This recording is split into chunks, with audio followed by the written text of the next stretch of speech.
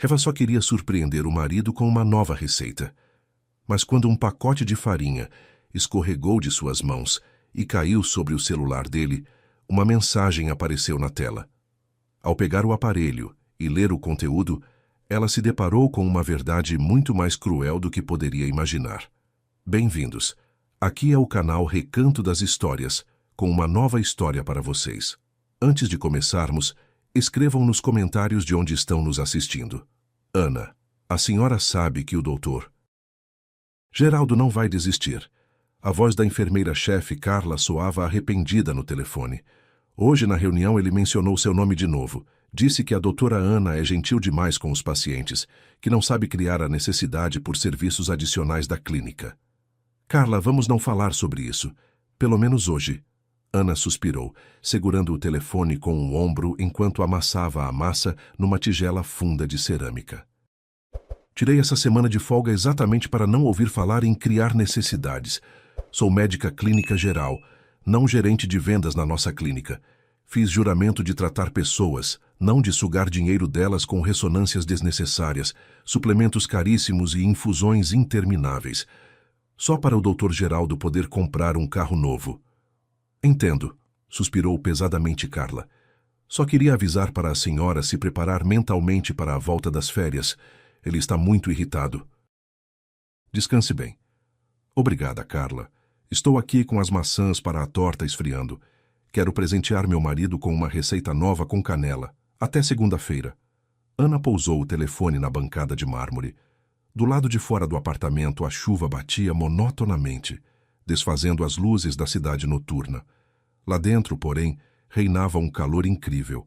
A cozinha cheirava a aconchego, canela doce, maçãs assadas, baunilha. A receita era nova, e Ana estava um pouco ansiosa se daria certo. Ela foi pegar o pacote de farinha, mas ele escorregou das mãos. Uma nuvenzinha branca pousou direto na tela preta do smartphone de Alberto, que ele havia deixado na mesa desbloqueado. Sua desastrada, murmurou ela baixinho, enxugando a farinha. E nesse exato momento a tela acendeu. Chegara uma mensagem curta. Ela não tinha intenção de ler. O olhar caiu no texto automaticamente. O contato estava salvo de forma lacônica. Borracharia, da Rua das Palmeiras. Mas o texto dizia: Você já disse a ela? Estou exausta de dividir você. Te espero amanhã no mesmo lugar. Ana congelou. A toalha escorregou lentamente de seus dedos enfraquecidos. Deve ser engano. Ela sussurrou para o vazio da cozinha. Número errado. Confundiram os dígitos ou é um spam idiota, ou alguma brincadeira de mau gosto. Ela passou o dedo rapidamente para fechar a notificação, mas o coração já batia como um louco. Por dentro, algo se rompeu. O barulho da água no banheiro cessou. Minutos depois, Alberto entrou na cozinha, fresco, cheirando a gel de banho com seu sorriso de sempre, em cujos cantos se escondiam leves rugas. Que cheiro, disse ele, abraçando Ana por trás. Minha esposa está criando mais uma obra-prima culinária. Alberto, Ana se virou lentamente para ele. Você esqueceu o telefone na mesa e recebeu uma mensagem. É? De quem? Alberto despreocupadamente pegou o aparelho, mas ao olhar para a esposa, parou. Da borracharia. Ela disse baixinho, olhando diretamente nos olhos dele. Na Rua das Palmeiras. Alberto desviou o olhar apressadamente, bloqueou o celular e enfiou-o no bolso da calça de casa. Ah, os caras da oficina. Pedi que guardassem o jogo de pneus. Devem estar lembrando. Passo lá amanhã. E a torta? Como está? Pronta em breve. Ana não tirava os olhos do marido. Você trocou os pneus há 2 semanas. Você mesmo reclamou que os preços dispararam. É, troquei. Mas agora é por causa das rodas. Queria modernizar. Que interrogatório é esse? Você está pálida. Foi o trabalho de novo? Esse seu Dr. Geraldo te encheu o saco outra vez? Não, Alberto. O trabalho não tem nada a ver com isso. Ana se virou para a pia. O ar está pesado. Deve ser por causa da chuva. Vai para a sala, logo levo o chá. Os dias seguintes tornaram-se uma tortura psicológica. A angústia se instalou nela como uma doença crônica incurável. Beto, por que você colocou uma senha complicada no celular? Ela perguntava no café da manhã, mexendo o café que esfriava. O pessoal de segurança da empresa mandou todo mundo proteger o e-mail corporativo. Regulamento, não tem jeito. E por que você está chegando até meia-noite? Você tem uma construtora, não uma boate. Fim do trimestre. Estamos tentando entregar obras e os subempreiteiros não cumprem o combinado.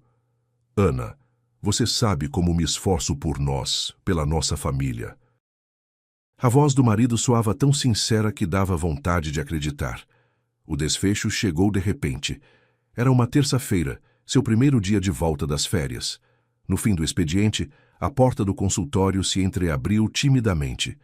Na soleira estava uma mulher magra, exausta, de uns 35 anos. Boa tarde, doutora Ana. Não tenho consulta marcada, mas preciso muito falar com a senhora. Pode entrar. Ana, cansada, apontou para a cadeira dos pacientes.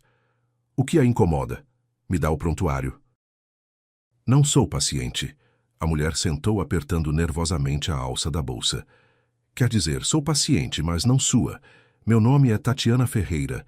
Trabalhei com o Alberto. Sou contadora da empresa dele. Ana sentiu um calafrio percorrer sua espinha. Estou ouvindo, Tatiana. A mulher tirou da bolsa um papel dobrado ao meio e colocou sobre a mesa. Não posso falar aqui. Este é o endereço de uma cafeteria no bairro. Por favor, vá lá em 1 hora. É sobre seu marido. E assim Ana se viu sentada numa mesinha grudenta de uma cafeteria barata. Tatiana pediu apenas chá preto e olhou longamente para a xícara antes de começar a falar. Não vou dar rodeios. Fui amante do seu marido nos últimos 3 anos. Ana fechou os olhos. Seu mundo perfeito começou a se despedaçar em 1000 cacos afiados que feriam a própria alma. Por que está me contando isso? O que você quer? Dinheiro? Levá-lo da família? Tatiana deu um sorriso amargo. Que levar quem? Alberto me largou há 1 mês. Não vim por solidariedade feminina, mas por vingança, porque ele se revelou um monstro não só com a senhora, mas também comigo. Não entendo. Ana entrelaçou os dedos para esconder o tremor. Há 1 mês fiz um exame de rotina. Uma lágrima escorreu pela face de Tatiana. Encontraram um nódulo, suspeita de oncologia. Precisava urgentemente fazer exames caros, biópsia, encontrar um bom cirurgião. Corri para o Alberto, pedi ajuda. E sabe o que ele me disse? O quê? Ana ofegou. Disse, Tati, estou passando por um período financeiro difícil. Não posso te ajudar. Desculpa, mas precisamos nos separar. E sumiu. Bloqueou meu número, me demitiu da empresa pagando uma rescisão miserável. Meu Deus! Ana cobriu a boca com a mão. Mas não é só isso. Alberto me largou por uma garota nova. Chama Aline. Tem 22 anos. Ele está gastando todo o dinheiro nela, enquanto eu não consigo pagar nem a consulta inicial. Tatiana, com mãos trementes, tirou da bolsa um envelope de papel cheio e o colocou diante de Ana. Juntei tudo isso quando percebi que ele queria me jogar fora. Ana, devagar, como se temesse se queimar, abriu o envelope. Sobre a mesa caíram fotografias. Olhe, Tatiana as espalhava. Aqui ele saindo de um restaurante. Está vendo? E aqui ele a beija perto de uma joalheria. A senhora se lembra de quando ele deu a última joia a você? A ela ele comprou um colar com diamantes. Aqui estão os recibos. Sou contadora, tinha acesso às transações dele. Ana olhava para as fotografias. Ali, Alberto abraçava uma loira de pernas longas, perto do mesmo restaurante onde ele e Ana, havia 2 anos, comemoraram o aniversário de casamento. E estas são as reservas dos hotéis, continuou Tatiana impiedosamente. Lembra das viagens de negócios dele para o litoral? Ele não foi para obra nenhuma, foi com ela. Comigo também foi antes. E este é o contrato de aluguel de um apartamento de luxo registrado em nome de um laranja. Mas quem paga é ele. A senhora mora num bairro residencial e a garota dele mora no centro com vista para o rio. Ana ficou em silêncio. Ela ouvia nomes de ruas, datas, detalhes que só poderia saber uma mulher que por longos anos dividiu a cama de seu marido. Por quê? Foi tudo que Ana conseguiu sussurrar. Por que você se permitiu destruir a família de outra pessoa? Sabia que ele era casado. Sabia. Tatiana abaixou a cabeça. Não tenho vergonha. Amava ele como uma idiota. Alberto dizia que vocês há muito viviam como vizinhos, que a cama era fria, que ele não conseguia ir embora só por pena. Prometeu um filho, prometeu que íamos nos casar. Dei a ele os melhores anos da minha vida e ele me jogou no lixo. Ana olhava para o rosto pálido e abatido da ex-amante e por dentro lutavam o ódio pela rival e a compaixão profissional de médica. A segunda venceu. Olha, Tatiana. Ana endireitou as costas. Você agiu de forma covarde, mas sou médica e não vou deixar alguém se apagar por causa da traição de um covarde. Tenho contatos no centro oncológico. Amanhã cedo você vai lá. Vou providenciar um exame completo com o especialista mais renomado pelo SUS. Vou te ajudar, mas o envelope fica comigo. A senhora é uma santa. Tatiana soluçou, escondendo o rosto nas mãos. Me perdoe se conseguir. Naquela mesma noite, o apartamento estava em silêncio absoluto. Alberto voltou tarde, assobiando uma melodia da moda. Ana, cheguei! Gritou do corredor, tirando os sapatos. Imagina que dia maluco! E ficou mudo ao entrar na sala. Ana estava sentada à cabeceira da grande mesa de jantar. Diante dela, como um sombrio jogo de paciência, estavam cuidadosamente dispostas as fotografias, os recibos e as impressões. Ela não chorava, não gritava. Seu rosto lembrava uma máscara. O que é isso? Alberto engoliu em seco, se aproximando. Os olhos percorreram a mesa ansiosamente. A reação passou por todos os estágios de uma negação miserável. Que papelada é essa? É a sua vida, disse Ana com voz uniforme, sem elevar o tom. Senta, precisamos conversar. Conversar sobre o quê? O marido tentou rir fazendo um gesto com a mão. Ana, que absurdo é esse? Quem te trouxe esse lixo? Mas isso é uma montagem. São maquinações de concorrentes. Meu negócio está indo bem e alguém claramente não gosta. Decidiram atacar pelo mais doloroso, pela nossa família. Montagem. Ana pegou o recibo da joalheria. Isso também é montagem? Compra de um colar. No dia 24 de março. Naquele dia você disse que estava atrasado na obra porque um cano estourou. Interessante onde?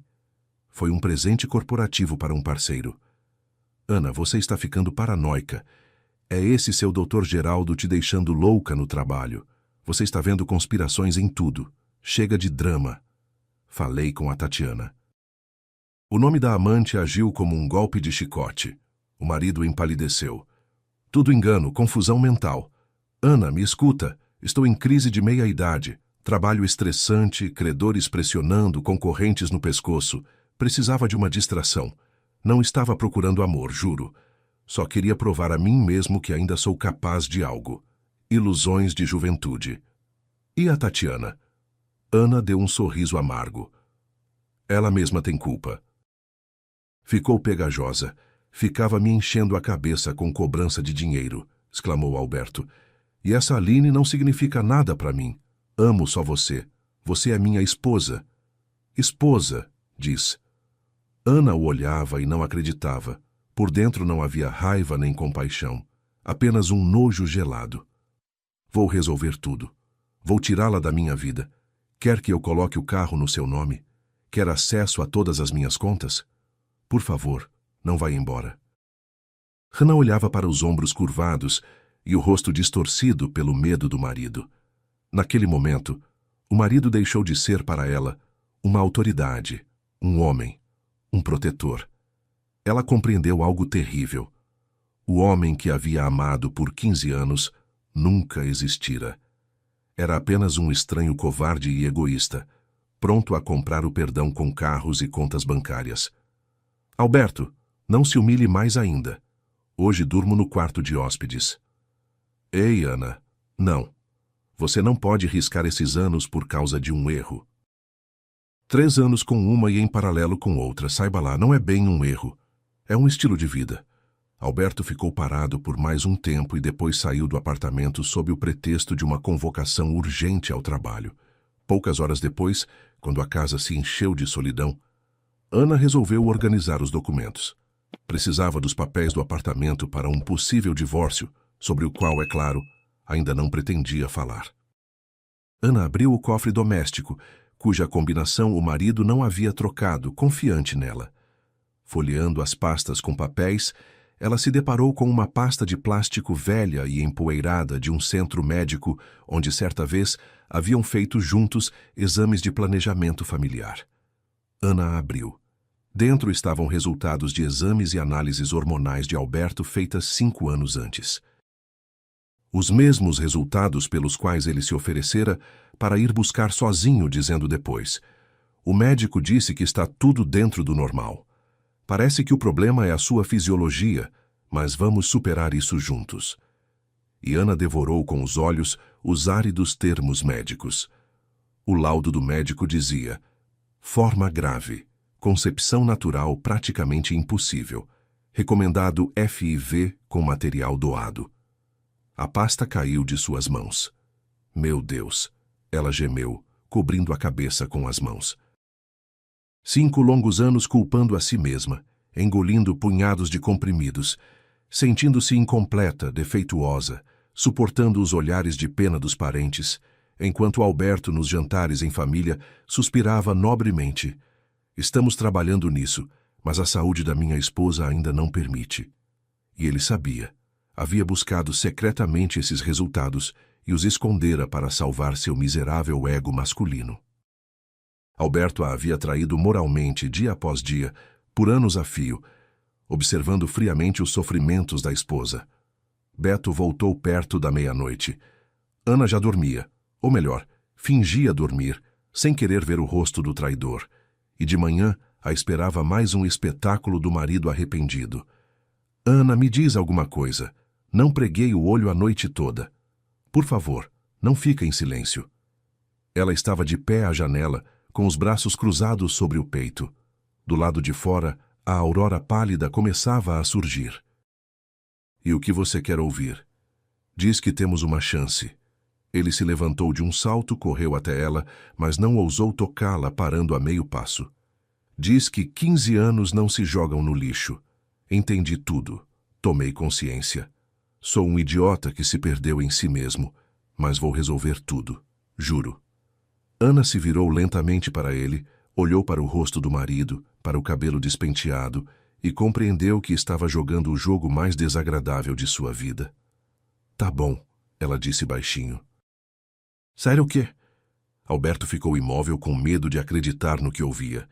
"Vamos tentar recomeçar, fico." "Meu Deus, Ana, obrigado, meu amor. Vou provar para você. Já vai ver. Serei o melhor marido do mundo. Vamos de viagem. Para onde você quiser. Agora mesmo começo a procurar passagens." "Alberto, não precisa." Ana se afastou suavemente. "Não fique agitado. Os dois precisamos de tempo. E preciso me preparar para o trabalho." Ela saiu do quarto, deixando o marido parado com um sorriso tolo e feliz. Alberto não percebeu o mais importante. Os olhos dela estavam mortos. E naquele exato momento, ouvindo suas promessas, Ana tomou a decisão definitiva de ir embora. Mas não ir como uma abandonada histérica com uma mala para o nada, e sim sair como vencedora. Começava um período de fria e metódica preparação que por dentro parecia um intenso thriller de espionagem. "Entre, doutora Ana. Sente-se." O chefe do departamento apontou para uma pesada poltrona de couro. "Queria me ver?" "Queria, Ana." Dr. Geraldo recostou na cadeira. "Você é uma médica experiente. Os pacientes te adoram. E eu, sabe, estou sendo promovido. No mês que vem, assumo oficialmente o cargo de diretor clínico da nossa clínica." "Ah, parabéns. Grande responsabilidade. E o que isso tem a ver comigo?" "Tem, porque lugar santo não fica vazio. Abre a chefia do ambulatório de clínica geral. E estou te vendo justamente nessa cadeira." Ana ergueu as sobrancelhas surpresa. "Eu? Mas você mesmo dizia nas reuniões que sou gentil demais, que não sei trabalhar direito com os pacientes." "Bom, gentileza se corrige. Dr. Geraldo se inclinou para a frente e baixou a voz. O cargo é de responsabilidade, de prestígio. O salário, você pode imaginar, não é o de hoje, mas tem detalhes.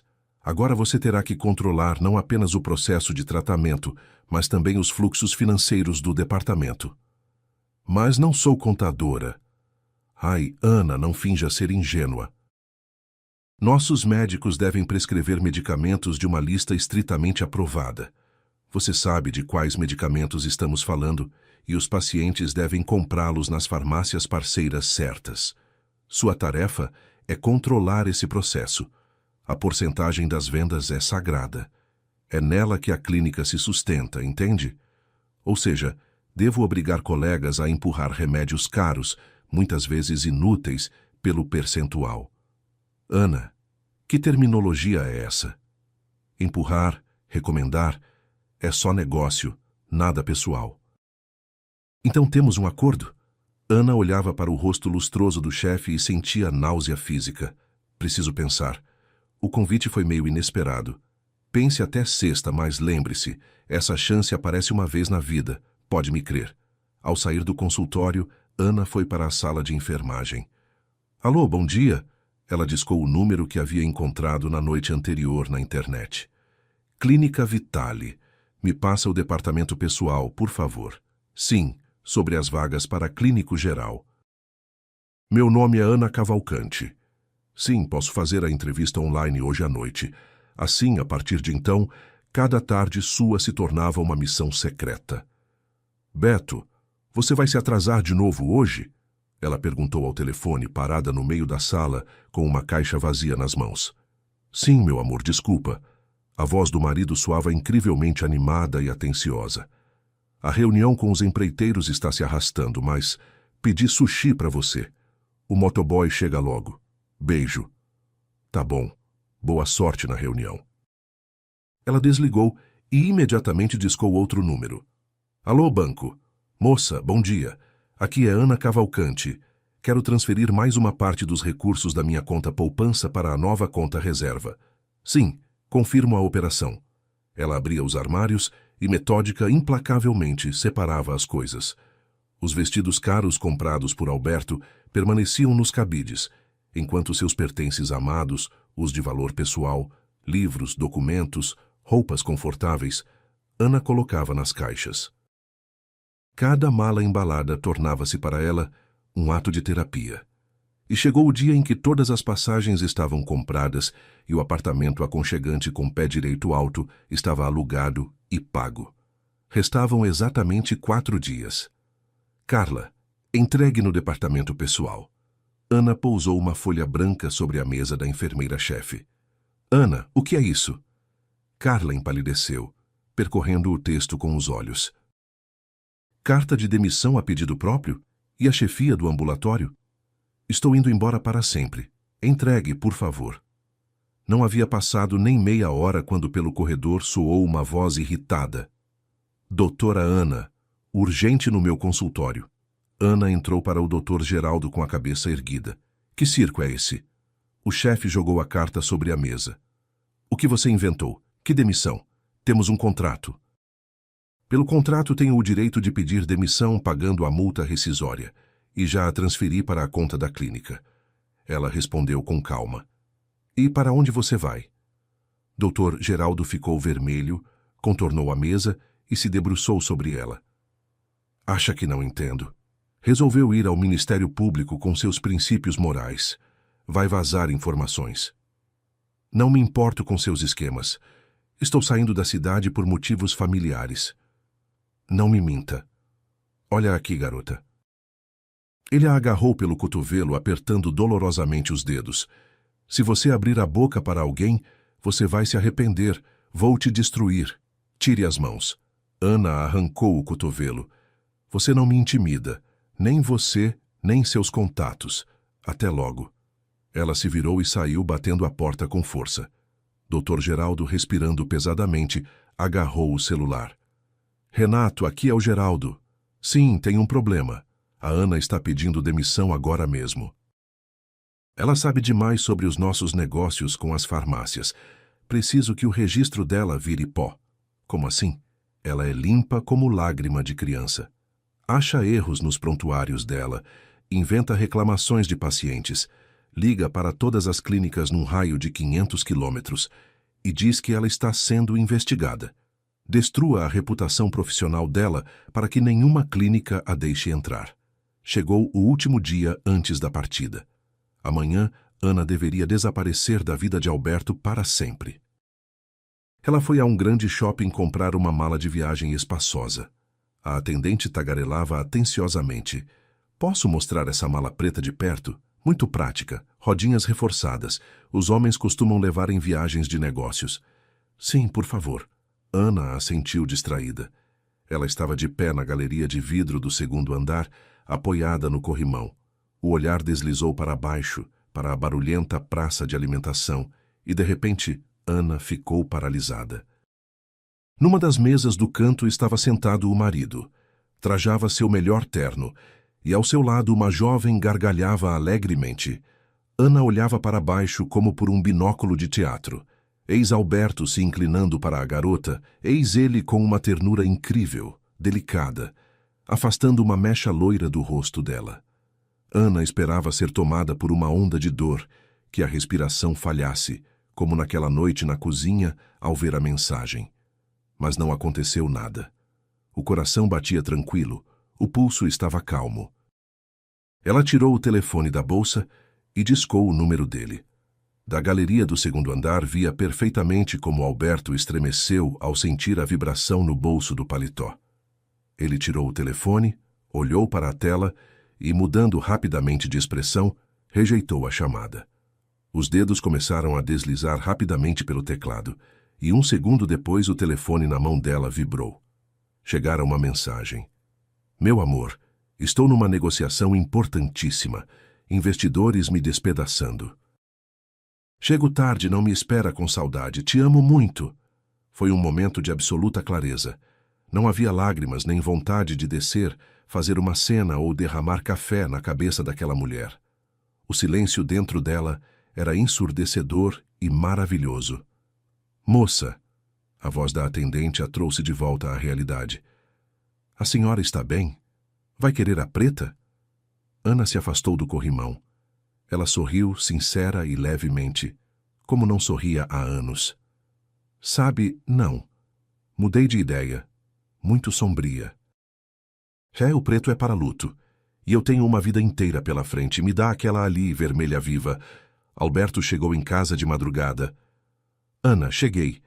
Imagina esses investidores... Ele parou ao entrar no corredor. No apartamento reinava um silêncio mortal. O ar não cheirava mais a canela, baunilha. Os armários do corredor estavam pela metade vazios. Ele correu para a cozinha. Sobre a mesa, bem no centro, estavam as chaves do apartamento, a aliança e uma folha branca de papel. Ele agarrou o bilhete com mãos trêmulas. Não havia longos reproches nem maldições. Apenas 2 frases curtas. Sei de tudo. Não me procure. Naquele mesmo instante, o ônibus levava Ana em direção a uma nova vida e a novos rumos. A cidade no interior a recebeu na rodoviária com um vento cortante. Ela se encolheu, pegou a alça de sua nova mala vermelha viva e sorriu. Para ela, aquele vento era o sopro da liberdade tão esperada. Alô, Clínica Vitale. Ana ligou do táxi a caminho do apartamento alugado. Bom dia, é a Ana Cavalcante. Sobre minha transferência. Sim, já estou na cidade, pronta para começar o turno amanhã. No outro lado da linha, houve uma pausa pesada. Doutora Ana, a voz da chefe de pessoal soou seca e formal. Nossa direção reavaliou sua candidatura. Vemos que seremos obrigados a recusar. Como assim recusar? Ana se endireitou no banco. Tínhamos um acordo firme. Passei por todas as etapas das entrevistas. Recebemos uma ligação do advogado da sua ex-clínica, que forneceu informações sobre graves erros médicos cometidos por você nos últimos meses de trabalho, e ainda sobre violação da ética corporativa. Somos uma clínica privada, não podemos arriscar nossa reputação. É mentira. São manobras do meu ex-chefe porque me recusei a participar dos esquemas dele, por isso saí. Desculpe, doutora Ana, mas a decisão é definitiva. Tenha um bom dia. Ana se recostou no banco. Então, o doutor. Geraldo havia cumprido a ameaça. O advogado fez um bom trabalho. O caminho para a medicina privada estava, ao que parecia, fechado para ela. Chegamos. O taxista estacionou diante de um velho prédio. Ajudo com as malas? Não, obrigada, eu mesma. Ana não desanimou. Na manhã seguinte, vestindo jeans confortáveis, ela estava no consultório da enfermeira-chefe de um hospital público comum no interior. Você sabe carregar peso pesado? A mulher de olhar severo e lábios cerrados observava com evidente dúvida sua figura esguia. Sei, respondeu Ana tranquilamente, olhando diretamente nos olhos. Tem vaga de auxiliar? Aqui o pessoal é complicado. AVC, acamados, usar comadre, esfregar chão, virar pacientes. Não vai fugir em 2 dias? Não fujo, preciso muito de trabalho. Tem diploma médico? Ana hesitou por um segundo. Se dissesse que era médica, começariam a verificar e tropeçariam na calúnia do Dr. Geraldo. Então respondeu. Não, só o ensino médio. Tá bom, suspirou a enfermeira-chefe. Tá faltando gente demais. Pega o balde, o esfregão no depósito e vai para a 3ª ala. 2 enfermarias precisam de limpeza funda depois das altas, sem questionamento. Aqui não é resort. Ninguém vai te dar mordomia. Entendi. Obrigada. Não a receberam com bondade. As outras auxiliares, mulheres marcadas pela vida, olhavam para as mãos bem cuidadas e as costas eretas dela com desconfiança mal disfarçada. Olha, chegou uma patricinha, cochichavam pelas costas. Deve ter medo de estragar a manicure. Não vai aguentar nem até a tarde. Mas Ana aguentou. Ela esfregava as mãos com produtos de limpeza, virava pacientes pesados e lavava corredores intermináveis. Mas a ausência de pressão psicológica constante, por parte do marido, e de uma direção gananciosa, agia sobre ela como analgésico. Ela voltava para o apartamento alugado com o pé direito alto e o parquet rangendo, caía na cama completamente esgotada e adormecia, mas acordava sorrindo. No primeiro dia de folga, ela entrou decidida na porta de um salão de beleza. Boa tarde. A cabeleireira a recebeu com simpatia. O que vamos fazer? Aparar as pontas? Você tem um cabelo comprido tão lindo. Boa tarde.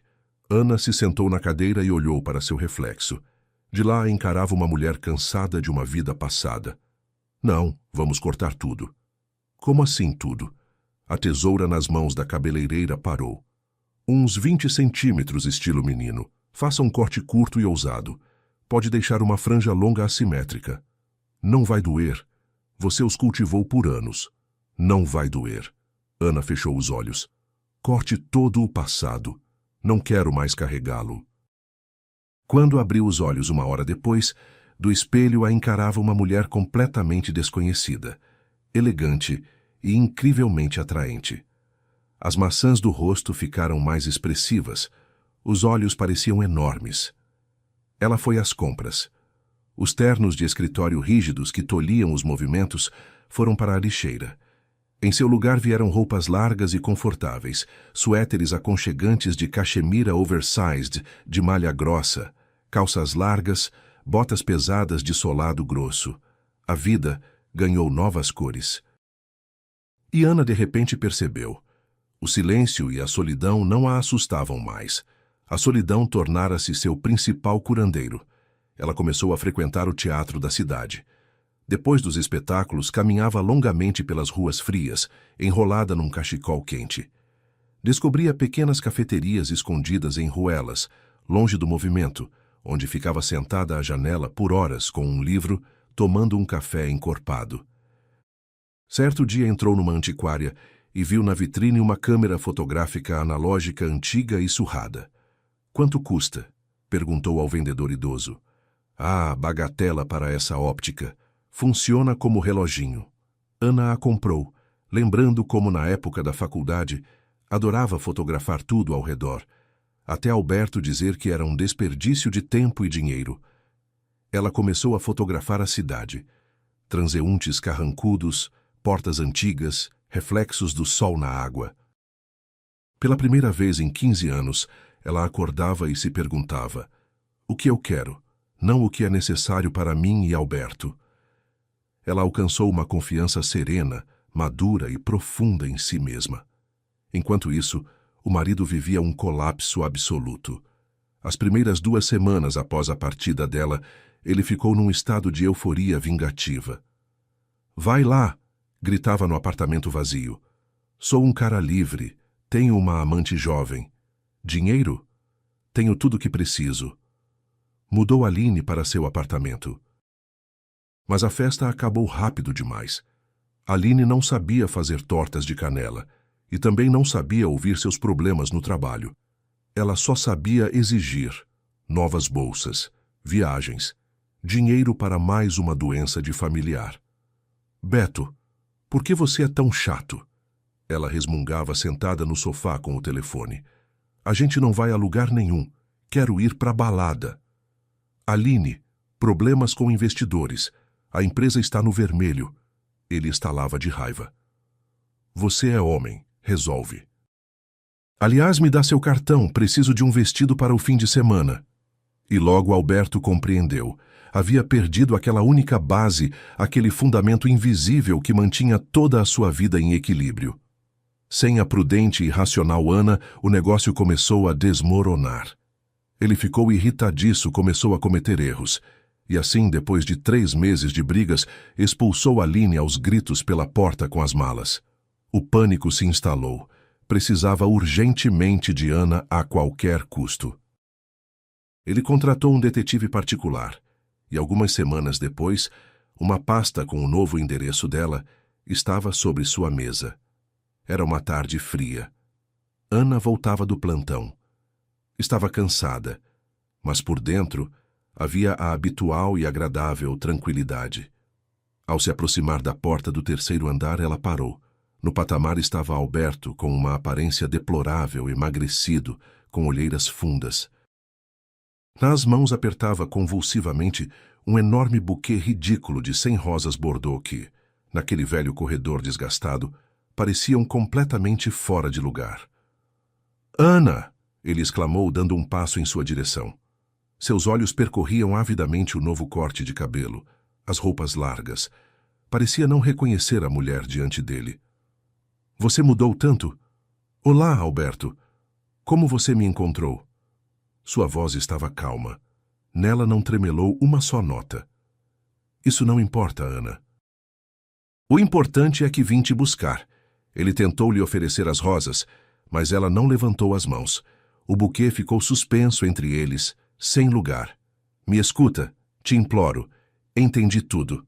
Alberto, fala mais baixo, por favor. Vai acordar os vizinhos." "Que me importam os vizinhos? Ana, vou mandar a Aline embora. Preciso só de você. Estou sufocando sem você. Minha vida está desmoronando completamente." "Sinto muito." Ela respondeu, educada como a um passageiro casual no ônibus, e tirou as chaves do bolso do casaco. "Espera. Não vai. Quero que você volte. E para provar meu amor, fiz uma reforma." Ele tirou febrilmente o celular do bolso, por pouco não o derrubando das mãos trêmulas, e então abriu um vídeo. "Olha, fiz tudo como você sonhava. Lembra que você queria derrubar a parede entre a cozinha e a sala? Derrubei tudo. Contratei os melhores designers. Tons claros por toda parte. Móveis novos, piso aquecido. O quarto agora tem luz cor de pêssego. Ana, tudo isso é por você. Volta para casa, te imploro." Ana olhou para a tela do celular. No vídeo, passavam interiores bonitos e reluzentes de um apartamento que era, no fundo, alheio a ela. Então levantou os olhos para Alberto. Via diante de si uma pessoa estranha, agitada, infinitamente distante. Suas tentativas desesperadas de comprar o perdão com paredes novas e sofás novos provocavam nela apenas um leve e triste sorriso. "Alberto", ela disse baixinho. O que ainda preciso fazer?" "Fala, eu faço. Abro uma clínica para você. Adotamos uma criança como você pediu. Ouviu? Aceito uma adotada." "Alberto, para." O tom dela o fez calar. Ele a encarava com um medo animal nos olhos. Não é sobre móveis nem sobre a cor das paredes do quarto. E sobre o que, então? Sobre o que, Ana? É que este lar não me faz mais falta. Ela afastou o buquê com suavidade, mas com firmeza, e inseriu a chave na fechadura. E você também não me faz mais falta. Vá embora, constrói a sua vida e deixa a minha em paz. A fechadura clicou. Ana, não, por favor. Ele tentou se agarrar à maçaneta da porta. Adeus, ela disse, olhando nos olhos dele pela última vez. A porta se fechou. No corredor pairou um silêncio pesado, rompido apenas pelos soluços abafados do homem que ficou do outro lado. Ela tirou os sapatos, pendurou o casaco no gancho e foi para a cozinha. Colocou a chaleira para ferver, foi até a janela, olhou para a cidade noturna. No reflexo do vidro, via a si mesma, livre, forte, pronta para qualquer desafio do destino. Enquanto isso, a vida de Tatiana, consumida por um diagnóstico aterrador e uma traição, tomou inesperadamente um rumo diferente. A felicidade a encontrou onde ela menos esperava. Em uma das noites frias e chuvosas, sua cachorrinha, um Yorkshire Terrier chamado Bolinha, começou a se sufocar. Em pânico, jogando um casaco por cima do pijama, Tatiana correu para a clínica veterinária 24 horas mais próxima. Ela gritou desde a entrada. Alguém me ajude! Ela não está respirando! Do consultório saiu um homem alto e de ombros largos, vestindo roupa cirúrgica. Ele tinha olhos de uma calma e bondade extraordinárias e um sorriso levemente cansado. Calma, calma, não grite. Vai assustar o pacientinho. A voz dele soava baixa e acolhedora. Ele cuidadosamente pegou a cadelinha das mãos dela. Meu nome é Paulo. Vamos para o consultório. O que aconteceu? Não sei. Tatiana desabou em choro, encostada no batente da porta. A tensão acumulada por semanas explodiu para fora. Engasgou ou se envenenou. Se ela morrer, não tenho mais razão de viver, entende? Paulo, examinando Bolinha habilmente e aplicando uma injeção, levantou o olhar atento para a dona. Ela vai viver. Edema laríngeo comum por reação alérgica. Já vai melhorar. Ele pousou a cachorra numa toalhinha aquecida e se aproximou de Tatiana. Mas você, pelo jeito, precisa de ajuda tanto quanto ela. E por que vai se matar? Oncologia. Tatiana baixou os olhos enrolando o lenço nas mãos. Encontraram um nódulo e estou cansada de ter medo. Onde se consultou? Paulo franziu o senho. Em uma clínica privada. Primeiro em uma, depois no centro oncológico. Mas lá o médico estava com pressa. Disse que todos os sinais apontavam para a necessidade de uma biópsia cara e urgente. Paulo suspirou pesadamente, tirou as luvas e lhe serviu água. Beba. Amanhã de manhã, vá ao meu colega de faculdade. É um brilhante cirurgião oncológico no hospital público. Vou falar com ele. E assim, 3 dias depois, Tatiana estava sentada na sala de plantão daquele mesmo cirurgião. Paulo, que a havia acompanhado como apoio, estava ao lado, segurando firme a sua mão. Bem, Tatiana. O médico pousou as imagens recentes e sorriu. Pode respirar. Não há nenhuma oncologia. É um fibroadenoma benigno comum, surgido em decorrência de um estresse fortíssimo. Não é necessário operar, apenas acompanhamento anual. Você está saudável. Tatiana não conseguia pronunciar uma palavra. Ela se virou para Paulo e enterrou o rosto no ombro dele. Calma, calma. Ele acariciou suas costas. E naquele momento ela compreendeu. Esse veterinário de poucas palavras não tinha carros caros, não tinha contas com 6 zeros. Ele não usava ternos de grife. Mas ao lado dele, ela pela primeira vez na vida se sentiu em absoluta segurança. 2 semanas depois, Tatiana estava na varanda de uma aconchegante casa de madeira no interior. Ajeitava a aliança no dedo e sorria enquanto via Paulo brincar no quintal com Bolinha. Da janela aberta da cozinha chegava o cheiro de pão fresco assado. As intrigas da capital, a traição de Alberto, as lágrimas e a humilhação, tudo isso havia ficado em outra vida passada. Já para Alberto, chegou um período de degeneração rápida e dura. A euforia de Aline por finalmente a esposa velha ter sumido durou pouco. E percebendo que o caminho estava livre, a jovem amante se agarrou com unhas e dentes a Alberto e à carteira dele. Beto, mas você prometeu. Que Nordeste? Já disse para todas as amigas que a gente vai para Fernando de Noronha. Quer que eu pareça uma miserável? Aline baixa o tom. Alberto estava exausto e esfregava as têmporas sentado no sofá. Na empresa tem um caixa negativo sério. Os investidores congelaram a obra. Não posso tirar do giro um valor absurdo para as suas viagens. Não pode, é? Ela agarrou na mesa um vaso de porcelana caro e o atirou com força contra a parede. Os cacos estaledores se espalharam pelo parquet impecável. Mas para a sua ex você podia gastar dinheiro? Exijo que a gente case e que você pague imediatamente o aluguel do espaço do meu estúdio de dança. Caso contrário, faço as malas. Alberto, esgotado pelos shows diários, cedeu. Contraiu dívidas enormes para alugar um estúdio no centro da cidade para ela. Mas este faliu exatamente 3 meses depois. Aline não queria trabalhar, só comandar e publicar fotos bonitas nas redes sociais. A nova vida revelou-se um pesadelo. Aline fazia crises por qualquer motivo. Verificava o telefone dele, controlava cada passo. Para onde você ficou olhando? Ela sibilava numa festa da empresa, puxando Alberto pela manga do paletó diante de todos. Para aquela mina do setor de vendas, perdeu o juízo de vez. Amigos e parceiros se afastavam, mal disfarçando o riso. O prestígio de Alberto desaparecia visivelmente. Por causa dos colapsos nervosos constantes e das noites sem dormir, ele ficou muito distraído e começou a cometer erros graves no trabalho. Em uma das terças-feiras cinzentas, em seu escritório, soou uma ligação do diretor-geral do grupo ao qual pertencia sua empresa. Alberto, sou obrigado a informar que o Conselho de Administração tomou uma decisão difícil, afastá-lo do cargo de direção. Você perdeu 2 grandes contratos, de modo que propomos demissão por acordo entre as partes. O dinheiro acabou rapidamente, e assim que o fluxo financeiro secou, Aline nem se deu ao trabalho de fazer cenas de despedida. Voltando certa tarde, Alberto encontrou apenas armários vazios. Sobre a mesa da cozinha havia um bilhete curto. Você é apenas um fracassado. Estou indo embora com um homem que pode se dar ao luxo de sustentar uma mulher como eu. Tchau. Aline foi embora com um empresário rico, o dobro da idade dela. Alberto ficou sozinho com dívidas e um apartamento vazio e sem vida.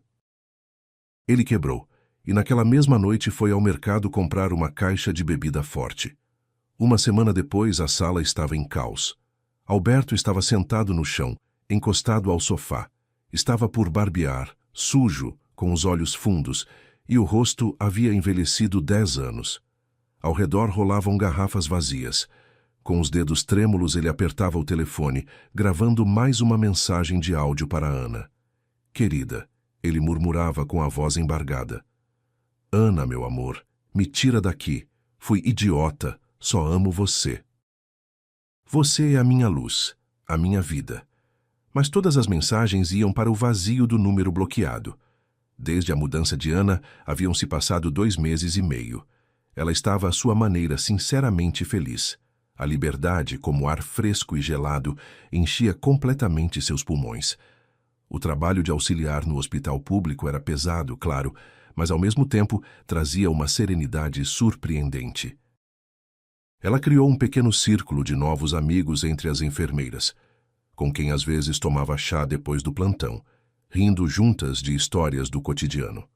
Naquele dia, Ana estava de plantão na cardiologia. Ela justamente lavava o chão no corredor quando do quarto 4 veio o grito da enfermeira plantonista. Parada cardíaca! Chamem o reanimador! Urgente! Ana jogou o esfregão e correu para lá. Sobre o leito estava um homem de 40 e poucos anos. Seu rosto estava ficando rapidamente roxo. O cardiomonitor emitia uma linha reta, e o bip contínuo e irritante. A enfermeira entrava em pânico ao redor, sem saber por onde começar. De lado, Ana ordenou com autoridade, e a enfermeira recuou. Ela começou a fazer massagem cardíaca, colocando todo o seu peso nas compressões. Prepara a adrenalina, um cubinho, rápido, gritava ela sem interromper a reanimação. Desfibrilador pronto? Carga 200. Descarga. O corpo do homem se arqueou. Mais uma vez. Carga 200. Descarga. Na tela do monitor a linha tremeu. Apareceu um dente tímido, mas nítido, de ritmo sinusal. O homem inspirou convulsivamente e, naquele momento, na enfermaria, entrou correndo o chefe do departamento, um médico idoso com bigode grisalho. Dr. Nicola parou na soleira, olhando como a mulher de uniforme de auxiliar verificava com eficiência as pupilas do paciente. Cavalcante? Ele perguntou, boquiaberto. O que você está fazendo? Você esfrega o chão. Onde você aprendeu o protocolo de reanimação? Ana desceu devagar da cama e se enxugou com o dorso da mão. Sou médica clínica geral de categoria máxima. 15 anos de experiência. O paciente está estabilizado, a pressão subindo. No consultório, o chefe do departamento estudou longamente a impressão da carteira de trabalho eletrônica de Ana. Isso sim é uma surpresa, murmurou ele. E por que está lavando o chão? Me caluniaram no antigo emprego. Ana suspirou. Espalharam rumores de erros médicos. Nenhuma clínica quis se arriscar, mas precisava sobreviver de alguma forma. São idiotas nessas clínicas. Dr. Nicola bateu a palma na mesa. Você tirou um homem da morte, Cavalcante. Então, a partir de amanhã, você passa para o cargo de clínica geral no meu departamento. E isso não está em discussão. Ana nunca soube quem havia salvado naquele dia. O homem que ela havia ouvido chamar de Bruno foi transferido à tarde em caráter de urgência para um cardiocenter especializado.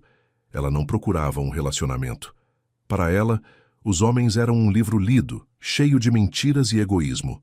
Ela desfrutava de sua inteireza, passeava pela cidade, fotografava, lia livros. Aquele encontro aconteceu da maneira mais banal possível. Era uma tarde fria e úmida de outono.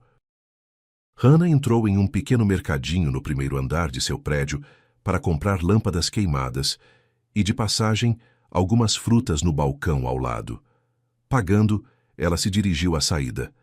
A porta do mercado estava pesada. Ana puxou com força e a sacola fina de plástico, prendendo-se na maçaneta de metal, se rasgou com um estralo. Um par de maçãs e a caixa de papelão das lâmpadas rolaram com estrépito pelo chão de cerâmica sujo. Nossa! Ela murmurou, agachando e tentando segurar o que sobrava da sacola. Naquele momento, um homem de jaqueta escura e jeans apareceu ao seu lado. Ele se abaixou em silêncio, tirou do bolso uma sacola resistente de tecido e começou a recolher cuidadosamente as maçãs espalhadas. Deixa eu ajudar. As lâmpadas parecem inteiras. Ana levantou os olhos e ficou paralisada. Ela reconheceu aquelas maçãs do rosto e aquela leve névoa de cabelos brancos nas têmporas. Você... Ela franziu os olhos desconfiante. Você é aquele paciente do quarto 4. Há um mês você teve uma parada cardíaca. O homem sorriu levemente e se levantou, entregando a sacola a ela. Bruno Alves. E você é aquela auxiliar que era um médico genial? Dr. Nicola me contou. Você me salvou a vida, doutora Ana. Como você está se sentindo? E o que aconteceu com você naquele dia? O interesse profissional instantaneamente tomou conta. Uma atrapalhada foi. Bruno deu de ombros. Confundi os remédios, peguei os comprimidos errados da farmacinha do trabalho. Começou uma reação alérgica grave, que virou complicação cardíaca. Mas agora está tudo bem. Deixa eu levar sua sacola até a entrada. Está escorregadio aqui. Ele não tentava flertar. Não jogava elogios nem tentava impressioná-la como alfa. À primeira vista, ele parecia completamente sem destaque. Rosto sereno, movimentos seguros e pausados. Ele a levou até a entrada. Despediu-se educadamente e foi embora, sumindo na neblina de outono. Mas uma semana depois, Ana o encontrou de novo. Era seu dia de folga. Ela estava sentada em sua pequena padaria favorita, escondida numa mesinha bem à janela. Diante dela havia um livro aberto. Na xícara, o café fumegava perfumado. Ana se levantou para ir ao balcão pegar uma sobremesa. Moça, por favor, eu queria... Ela começou, mas o homem que estava no caixa se virou. Era Bruno de novo. Ele a olhou com calor e disse ao atendente: traga para a doutora Ana o croissant de amêndoas, por favor, e coloca na minha conta. Então olhou diretamente para ela e disse com toda a seriedade: fico feliz que você hoje foi de croissant de amêndoas e não de tarte de cereja. A de cereja hoje, ao que parece, ficou muito seca. A massa esmigalha. Ana piscou surpresa. Como sabe o que eu ia pedir? E de onde sabe dos meus gostos? A gente se viu só 2 vezes. Bruno pegou seu café e apontou para a cadeira vaga em frente à mesa dela. Com licença, ela assentiu. Sentando-se, Bruno entrelaçou os dedos e a olhou sem nenhum constrangimento. Não queria assustá-la ou parecer louco, mas é que frequento bastante essa padaria. Meu ateliê fica no pátio ao lado, e muitas vezes a vejo aqui. O que você está fazendo? Ana sentiu um leve arrepio percorrer as costas. Por que não chegava antes? Porque via que você precisava de silêncio, ele respondeu. Parece que decorei seus hábitos. Por exemplo, que você sempre senta nessa janela e range os olhos de um jeito engraçado quando lê sem óculos. Não me atrevia a chegar, com medo de perturbar sua paz. Aí veio aquele ataque idiota, e você me salvou. Então considerei isso um sinal de que estava na hora de parar de se esconder. Assim se iniciou entre eles a primeira conversa cautelosa. Bruno tinha 43 anos. Diferente do lustroso e agitado Alberto, cuja vida era pura aparência, Bruno era um homem de atitudes. Ele trabalhava como restaurador de móveis antigos, devolvendo vida a objetos quebrados e esquecidos. Entende, Ana? A madeira lembra de tudo. Absorve as emoções das pessoas que a usaram. Minha tarefa é raspar o verniz velho e rachado, tirar o que apodreceu, mas ao mesmo tempo preservar a alma da peça. Ele também carregava sua própria cicatriz. 8 anos atrás fiquei gravemente doente. Bruno olhou pela janela. Precisava de um longo tratamento e reabilitação e minha esposa não aguentou. Disse que não tinha se casado para ser enfermeira, juntou as coisas e foi embora, me deixando sozinho. Mas eu me recuperei. Venci a doença.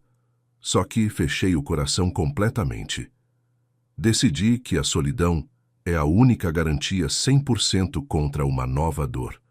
Até o momento em que te vi. Mais tarde, Ana descobriu por acaso um detalhe que quase a fez fechar-se de novo em sua concha. Numa das noites em que passeavam no parque, um homem imponente em casaco caro se aproximou de Bruno. Bruno Alves, que encontro! Ficamos esperando você voltar ao conselho de administração. Suas fábricas de móveis estão perdendo o rumo sem você. Bruno cumprimentou friamente e rapidamente a afastou pelo parque. Que fábricas? Ana parou, fitando-o diretamente. Você é restaurador numa pequena oficina. Bruno suspirou fundo e percebeu que teria de contar tudo. Sabe, antes de adoecer eu era dono da maior rede de oficinas e fábricas de móveis. Ganhava muito dinheiro.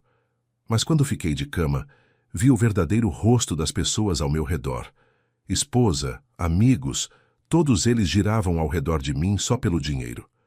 Depois do divórcio e do tratamento, conscientemente vendi a maior parte do negócio. Abri mão da vida anterior, ficando apenas com uma pequena oficina para a alma e um apartamento simples. Por que não contou antes? Você estava interpretando o papel do restaurador pobre? Para Ana isso foi uma prova inesperada. O trauma infligido por Alberto voltou a doer. Por um breve momento ficou com muito medo. Mas Bruno não se pôs a se justificar, nem caiu dramaticamente de joelhos.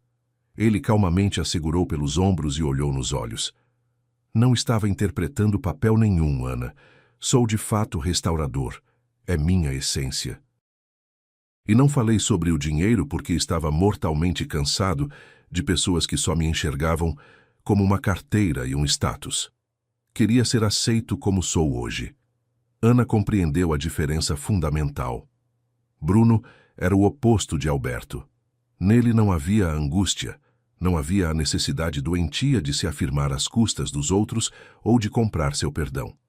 Ele era sólido como granito. A vida seguia, colocando tudo em seu lugar. Durante um dos plantões deram entrada no hospital de ambulância um paciente idoso, que havia sofrido um AVC grave.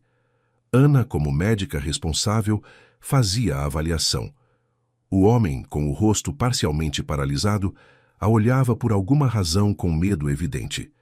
Chamava-se Antônio Loureiro, e gradualmente pelos fragmentos de sua fala indistinta e pelos documentos trazidos pelo advogado, Ana percebeu com assombro.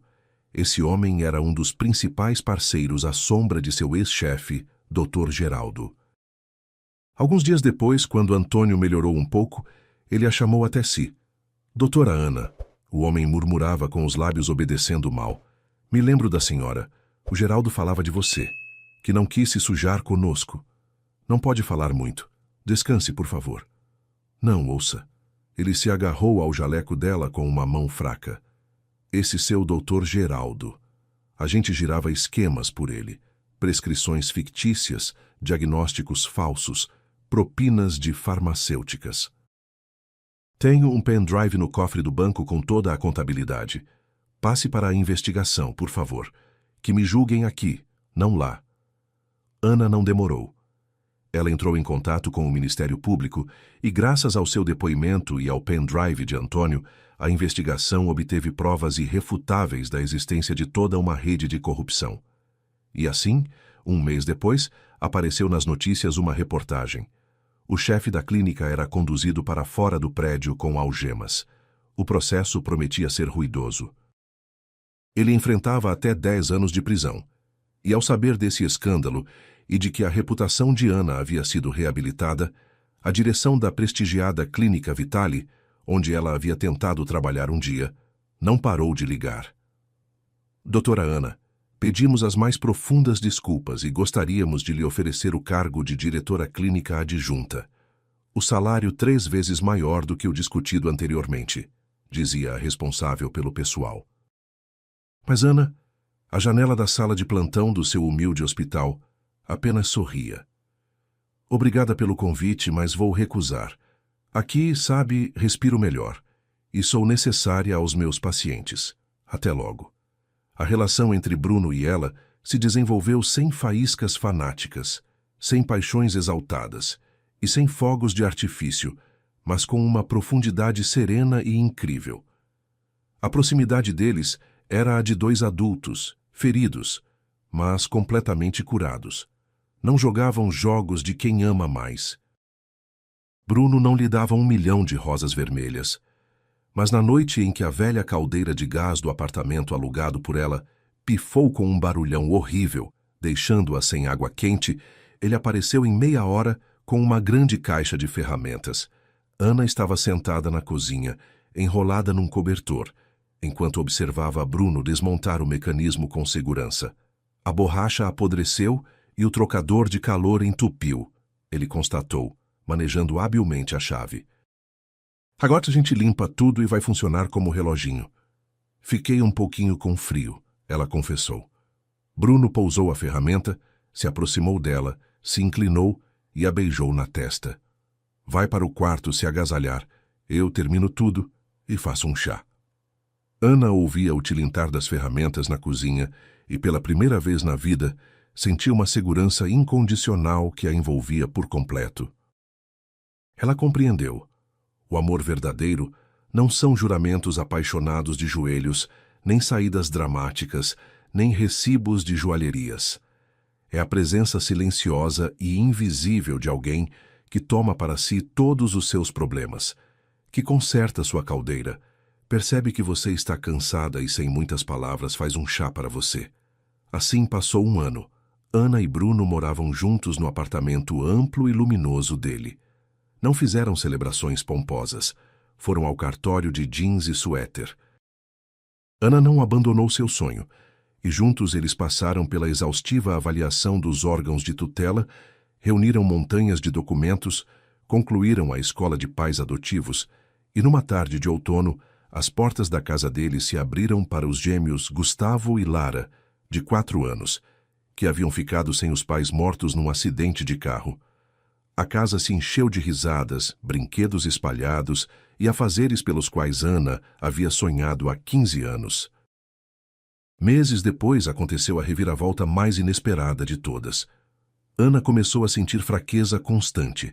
Atribuindo tudo ao cansaço do trabalho e dos cuidados com as crianças, ela, mesmo assim, resolveu fazer exames. À noite, Bruno a encontrou no quarto. Ana estava sentada na beira da cama, olhando para um pequeno bastão plástico branco nas mãos, enquanto lágrimas silenciosas corriam pelo seu rosto. Ana, aconteceu alguma coisa? Alguém adoeceu? Bruno correu até ela, ajoelhando-se e olhando para o rosto dela. Ela, em silêncio, lhe estendeu o teste. 2 listras vermelhas, brilhantes e nítidas. Bruno, isso é impossível. Me disseram que era infertilidade. Tanto tempo, isso é simplesmente um milagre. Bruno ficou imóvel, alternando o olhar entre o teste e o rosto dela, e então a estreitou contra si com força, enterrando o rosto nos cabelos dela. Você é o milagre principal. Mas a mudança mais importante aconteceu dentro dela mesma. Numa vida passada com Alberto, uma criança havia sido para ela uma boia salva-vidas, o símbolo de uma vida não realizada, uma tentativa de justificar a própria existência e tampar o sentimento de inferioridade. Mas agora, sentada nos braços do homem que amava, ela compreendia. A felicidade havia chegado a ela muito antes dessa notícia. Ela havia se tornado inteira, forte e verdadeira já quando embalou a mala colorida, quando aprendeu a viver para si, e não por medo de ficar sozinha. De modo que a criança agora não era uma salvação, mas uma continuação natural de um amor imenso. O tempo passou e do lado de fora caíam finas garoas de uma noite de inverno, cobrindo a cidade com frescor e silêncio. Ana estava de pé à janela panorâmica grande. Nos braços dormia docemente a pequena Aninha, de 3 meses. Mamãe, mamãe, olha que castelo! Soou a voz vibrante de Gustavo. Ela se virou. No meio da sala, no tapete macio, estava sentado Bruno, Lara pendurada no seu ombro, e Gustavo colocava o último bloco sobre um enorme castelo de madeira que o pai havia serrado para eles no ateliê. Bruno ergueu os olhos e se encontrou com o dela. Então sorriu, só com os cantos dos lábios, e Ana, apertando contra si a filhinha aquecida, voltou a olhar para a chuva fina que caía lá fora. Pela primeira vez em muitos e muitos anos dentro dela, não havia nem angústia nem medo, nem necessidade de merecer o amor de alguém. Havia apenas uma paz profunda e inabalável e a certeza da felicidade deles. Obrigado por terem escutado esta história. Se gostaram, deixem seu like. Para vocês é um gesto simples, mas para nós faz toda a diferença.